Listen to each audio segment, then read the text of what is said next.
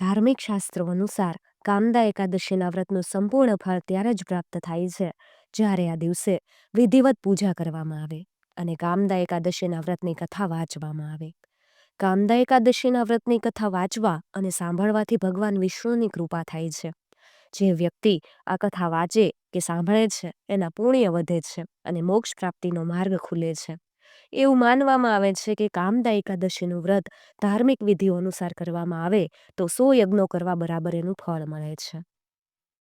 પુરાણોમાં કથિત એકાદશ્યાના ભુંજિત પક્ષ યોરુ ભયોરપી આ કથા મુજબ દરેક માસની એકાદશીને દિવસે અન્ન ન ખાવું જોઈએ. આ વ્રતથી પહેલા દિવસ એટલે કે દશમીના દિવસથી મગ કે જવ કે ઘઉંથી બનેલા કોઈ પદાર્થ ખાઈ લેવા જોઈએ. બીજા દિવસે એટલે કે એકાદશીના દિવસે સવારે ઉઠીને સ્નાન કરી જુદા જુદા કાર્યોથી નિવૃત્ત થઈ વ્રતનો સંકલ્પ લેવો જોઈએ.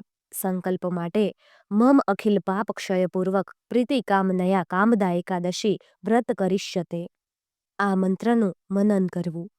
એનો અર્થ છે કે હે ઈશ્વર, મેં મારા બધા પાપોને ખતમ કરવાના ઉદ્દેશ્યથી અને સુખપૂર્વક જીવન વ્યતીત કરવાની ભાવનાથી કામદા એકાદશીના વ્રત કરવાનો આરંભ કર્યો છે.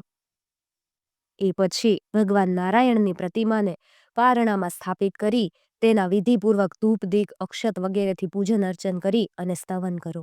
આખી રાત જાગરણ કરી ભજન અને સ્તવન કરો અને બીજા દિવસે સ્નાન વગેરે કરી અને વ્રતના પારણા કરો. ઉપવાસમાં માત્ર ફલાહાર કરો. કામદા એકાદશીની વ્રત કથા પણ છે. પહેલાના સમયમાં ભોગાવતી નામની નગરીમાં પુંડરીક નામનો એક નાગ રાજા રાજ્ય કરતો હતો. એની સેવામાં ગાંધર્વો, યક્ષો, અપ્સરાઓ તથા કિન્નરો સદા રહેતા. એ નગરીમાં લલિત નામનો ગાંધર્વ તથા લલિતા નામની ગાંધર્વી રહેતા હતા. એ બંને પતિ પત્ની હતા. એ બંને એકબીજામાં ખૂબ આસક્ત રહેતા. બંને એકબીજાને ખૂબ પ્રેમ કરતા. એક વખત પુંડરીકની સભામાં લલિત ગીત ગાતો હતો. અચાનક એને લલિતા યાદ આવી. એથી એ ગાયનમાં ભૂલ કરવા લાગ્યો. એના મનની સ્થિતિ કરકોટક નામના નાગને જાણ થઈ ગઈ. એણે પુંડરીક રાજાને લલિતના મનની વાત કહી દીધી. આ સાંભળી અને લલિત ઉપર પુંડરીક રાજા ગુસ્સે થયા. એમણે તત્કાળ લલિતને શ્રાપ આપ્યો. હે પાપાત્મા, હે કામી, તું તત્કાળ રાક્ષસ બની જા. શ્રાપ સાંભળતા જ લલિત મહાભયંકર રાક્ષસ બની ગયો. તે હિમાલય જેવો વિશાળ, કાળા કોલસા જેવો એનો રંગ, એના લાલ ચોળ નેત્રો જોઈ અને ભલભલા ડરી જાતા. આ જોઈ લલિતાને ખૂબ દુઃખ થયું. એ રાત દિવસ પતિને પાછા મૂળ સ્વરૂપમાં લાવવાના વિચાર સાથે લલિતની પાછળ જ ફરવા લાગી. લલિત રાક્ષસ સામે જે મળે એને ખાઈ અને પેટનો ખાડો પૂરતો હતો. આમને આમ બંને ફરતા ફરતા વિંધ્યાચલ પર્વત ઉપર પહોંચી ગયા. ત્યાં એમણે ઋષ્ય શૃંગ મુનિનો આશ્રમ જોયો. ત્યાં જઈ તેમણે મુનિને ભાવથી પ્રણામ કર્યા. પોતાનું વિતક કંઈ સંભળાયું. આ સાંભળી અને દયાના સાગર શૃંગી મુનિએ તે બંનેને ચૈત્ર સુદ 11 કે જે કામદા એકાદશીથી ઓળખાય છે એ કરવા જણાવ્યું.